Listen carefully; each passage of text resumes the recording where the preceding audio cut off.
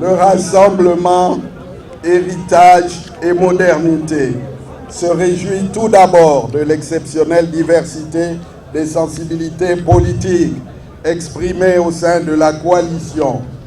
Nous nous félicitons de ce que chacun puisse librement y exprimer ses vues et nous invitons chacun au respect de cette diversité dans la concorde.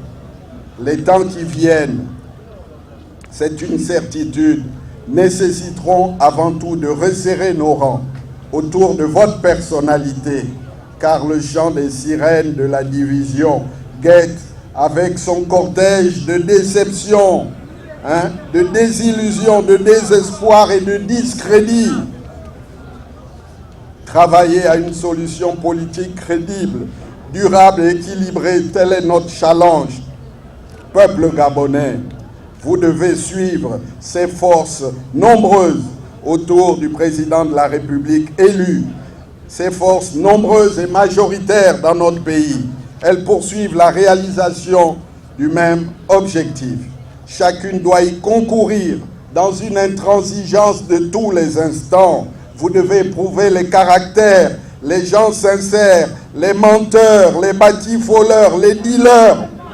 Le respect de la souveraineté du peuple gabonais, le départ d'Ali Bongo du pouvoir, la mise en œuvre d'une nouvelle politique, ainsi qu'une nouvelle pratique de la politique dans notre pays, pour répondre aux attentes nombreuses, impérieuses et légitimes du peuple gabonais. Chacun doit se rendre à l'évidence, le contexte a changé.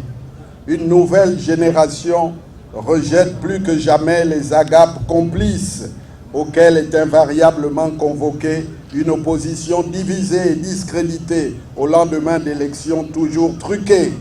Cette nouvelle génération rejette les arrangements de base politique, toujours conclus à la faveur de sournoises compromissions multiples dans le dos du peuple.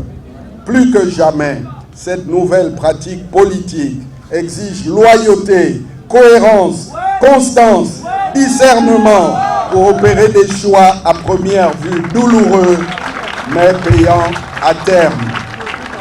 C'est dire aussi qu'aux côtés des autres forces de notre coalition, le RHM, Rassemblement, Héritage et Modernité, se veut aux avant-postes d'une nouvelle dynamique pour investir tous les espaces et consolider un rapport de force né de l'unité de notre camp formé autour de la candidature unique à la présidentielle.